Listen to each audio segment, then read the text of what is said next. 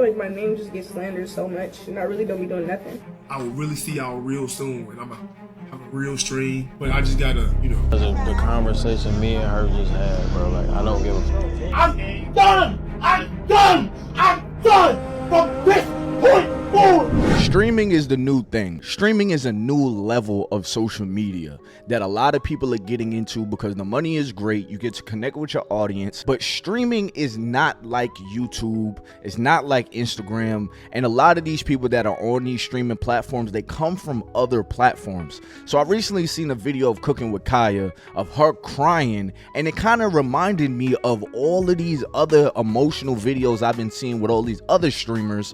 And it made me think about how different streaming actually is from all the other platforms. Like my name just gets slandered so much, and I really don't be doing nothing. Like I literally don't be doing nothing. It's just always something. When it comes to my name, it's just always something. Like it's so rare that I see positive stuff about me, and I literally don't do nothing. Like nothing. Like nothing could get worse than that. So it's just like all the hate and everything. Like nothing affects me no more. Like it's like I have no feelings no more.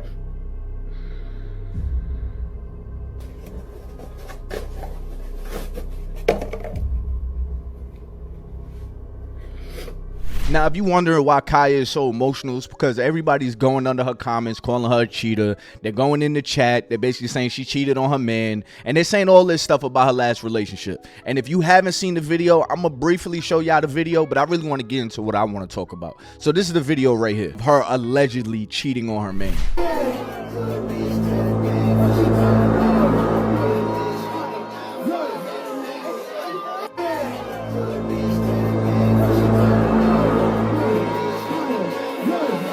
So in case you didn't see it in the video, Cooking with Kaya is the girl in the white dress. She's basically twerking around a whole bunch of girls, and a dude comes up and he does 2 double pats, now I mean on her ass while she's dancing. Cooking with Kaya, she was in a relationship at this time, and her boyfriend seen this video and he took it and he ran with it. He said, yo, I can't believe my girl getting passed around, whoop the whoop. The internet basically started saying, yeah, she's cheating on him. I know some of y'all fellas is not about to agree with what I'm about to say, because some dudes, anything a woman does, you feel like it's shiesty. All I'm gonna say is you gotta go heal. But if a girl is dancing in the middle of a whole bunch of girls and it's Cooking with Kaya, so it's on brand for her to be twerking or dancing, now I mean in the middle of girls, and a dude just so happens to come up and smack her, he makes a conscious decision in his mind, I'm gonna walk over there and touch her ass. Yeah, I mean, how is that her cheating? Her back is turned. She's in the middle of a group of girls. It seems like all these girls are the ones that smacking her ass and stuff like that. If one dude reaches over one of the girls' shoulders, you think she's now like, wait a minute, that feels like a manly hand. No, I don't feel like she cheated on her man or anything like that. I think him feeling some type of way is definitely warranted, but he could have called this shorty like, yo, come on, like you doing too much at the club, like you gotta chill. Like, you know, he could have had a discussion, but as far as cheating or blatantly doing anything wrong, that's a reach. Y'all have to also understand that shorty also has a mic in her hand. So she's in a position of being an entertainer right now. So she's not going to just stand there just like this with a mic. You know what I mean? Like just because she's in a relationship. So her dancing in the middle of girls, I don't see how there's anything wrong with that. Now, a man reaching over and smacking her on the ass, yeah, that's a problem. Especially if she doesn't address it afterwards. Because then it's going to seem like she wanted that. And when I say afterwards, I mean like once she's seen the videos and stuff. But I feel like Cooking with Kaya has had this stigma around herself because of the way she came on the scene. She came on the scene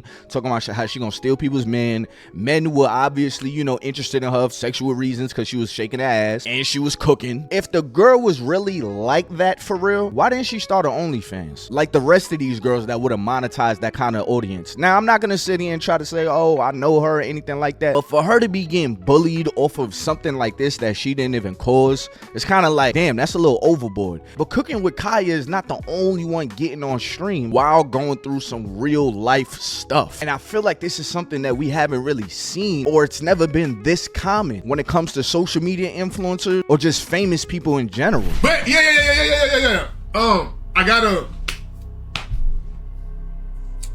go. Love y'all, man. Appreciate y'all, man. I'll see y'all soon, real soon. I will really see y'all real soon, and I'm gonna have a real stream. But I just gotta, you know.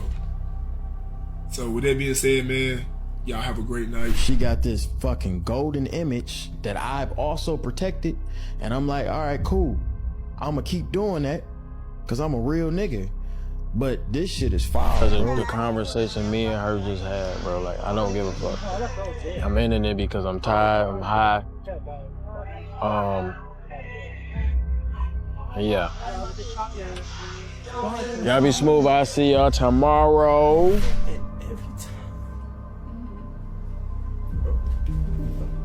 Oh my God! Okay, you make me feel that now. Every time I'm around her, she like, Yeah. Okay, I'm sorry. she like, We don't have to talk about this. no, I'm a little bit so I'm trying, but every time Oh my God, I don't know how to handle these kind of situations, but the tear got me. Stop crying. Oh my God. Now I know some of that is entertainment, especially that Deshae clip, but I seen a clip of Deshae and his sister, and he looked like he authentically was crying. See, here's the thing about YouTube. When you record a YouTube video, it's easy to record the YouTube video, stutter, make mistakes, be emotional in the middle of making your video, but you can edit that stuff out. The stuff that you're posting is what you want the audience to know. You're not posting everything, because everything should not be out there. And then the parts where you're possibly emotional while making that video, you could just cut that stuff out. And the best part about YouTube is once you post a video, you don't have to read the hate comments. You can choose to read the hate comments, but you don't have to. But it's different when it comes to streaming. So when somebody is going through something in real life, like Dude Dennis getting exposed for all of this baby mama stuff, DDG's in a whole lawsuit right now. People are calling Deshae a whole creep out here with him and his family. And then Cooking with Kaya, she's real life getting called a cheater and all type of other names while having to sit in front of thousands of people and just play it normal, while people are coming into the comments and spamming whatever issue that person is having. Now I can tell it's hard for them to not give something energy when everybody is spamming whatever that situation is, and their job is to talk to the chat. Like, we've watched all celebrities avoid certain questions, but if you're streaming on the day-to-day basis, you have to publicly face whatever you have going on, and that's not normal. That's not good for the mental or the psyche, which is where I feel like the streamer burnout is gonna happen. And I honestly don't think anybody's gonna take this serious until we have another situation like Etika. And if you don't know who Etika is, he was a YouTuber and streamer. Here's a clip of him right here. If you and me were hanging out outside, right, would I be able to trust you to wingman me if I go into a group of girls and I start putting on a show? Like, nigga, are you gonna be there? Are you the type of nigga that would be riding with me? Or would you be a bitch ass nigga in the back, not able to say shit because you're like, oh, like, no, I don't need bitch niggas here. I need real niggas who aren't scared to motherfucking just go out there and be themselves, bro. That's what we need out here. I need some fools. I need some knuckleheads. I need some dummies. I need some Joy-Con niggas, man. Come on. Doesn't he seem like just a vibrant streamer, just happy to talk to his audience? But over time, streaming took its course, and this is what happened. Stop donating to Etika. He's using us for money. What's that? You know how fucking angry that fucking makes. I'm done. I'm done. I'm done from this point forward. If you think I'm about it for the money, then fuck you. Fuck you. I'm doing this because I've been doing it. I'm scared. I'm scared. I'm scared. I'm scared. I'm scared. I'm scared. I'm scared. I'm really scared. I'm really, really scared. Because if you really think about it, then why live? Just jump off a cliff. If it's just a simulation, who cares? I'm sorry, yo. I'm sorry I betrayed your trust. I'm sorry I pushed you all away. I'm sorry I made a clown of myself. I apologize. I wish it didn't have to be this way. So that brother felt like he basically betrayed the world. So all of the bullying that man was going through, it was seen as a character and a joke to the audience. So they constantly commented saying mean things to this kid because they enjoyed getting a reaction out of him, not knowing that this is actually affecting him in real life. He's just a man on the other side of a camera, just like how you're just a man on the other side of the screen. It's because the pressure got so deep in that last clip of him talking to the camera that was him walking to a bridge, and he would soon jump to his demise, ending his life. So I basically brought this all up because, yeah, I know I could go into the common topics that everybody else is talking about, but y'all know I like to go deep, not surface level. And I'm seeing a constant recurring thing with this whole streaming thing, and it's a lot of people being very emotional. It's breaking them down mentally on live. So anybody that's feeling burnt out, whether it's your regular job, whether it's streaming, you're a content creator, this is the last video I want to leave y'all with if you're feeling burnt out in your life. If you burned out, let me tell you 5 things that you need to do to get yourself back on track. And no, I ain't trying to sell you nothing. The first thing is stop talking so bad about yourself. You see, when you burned out, it means that there's an imbalance. It means that you have been put in situations that do not support who you are. And instead of actually looking at the situation, you point the blame back on you. You talk about your neighborhood. You talk about your circumstances. You talk about your finances. You talk about how you would be a much better person if you just had X, Y, and Z. When you do that, you neglect to see the value in what's right in front of you.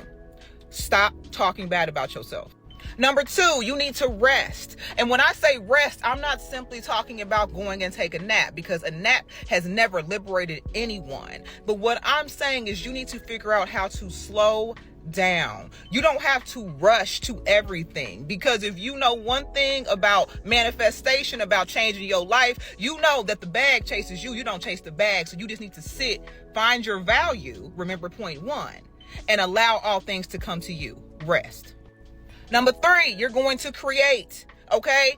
A lot of us are out of practice with creation. We're producing things. We're producing things for others. We're producing outcomes. We're producing kids. We're producing. But we need to create. And in order to create, you have to practice. What happened to that hobby?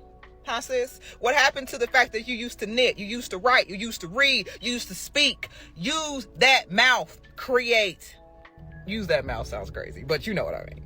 Number 4, forgive. Oh, this the one, baby. You need to forgive. And the forgiveness is not for the other person. And forgiveness does not mean that they get a spot in your life. It simply means that you say that you are no longer taking up space in my emotional capacity because it's too expensive for me right now. I need all of my funds, all of my rejuvenation to focus on me. So I'm going to forgive you, release you. And if you want to let them back in, do it. But be very careful of what strays you let in on your doorstep.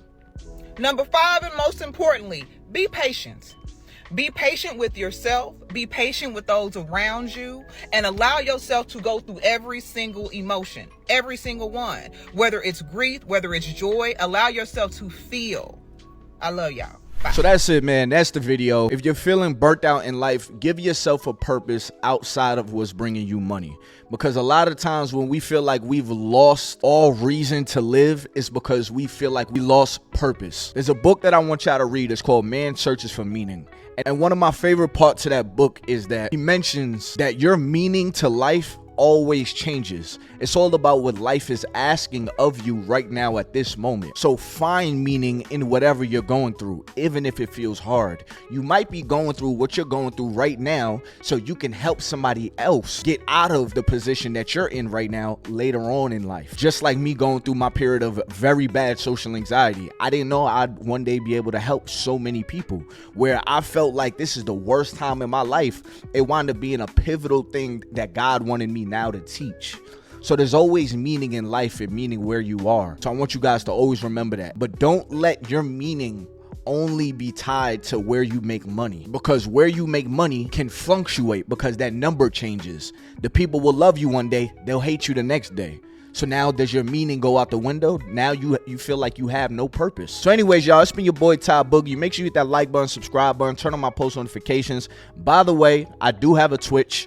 I will not be on there 24/7. But if you would go follow me on Twitch, it's Ty Boogie Live. Just like my name, Ty Boogie, and then live on the end. It's all one word. All right. So if you go follow me on Twitch, I just hit 100 subscribers. I'll be doing all type of content. I'm gonna try out some gaming content, reaction content, just talk pieces like this, and just kicking, shooting the breeze with my audience. So if you go follow me on Twitch, I really appreciate that. Keep the app on your phone and make sure you have your notifications on for when I do go live, you get a notification. But anyways, y'all, it's been your boy Ty Boogie. I pray for all the streamers out there and anybody else that's going through a burnout. It's real. Give yourself time. Things do get better. Anyways, y'all, it's been your boy Ty Boogie. Until next time, man, I'm out of here.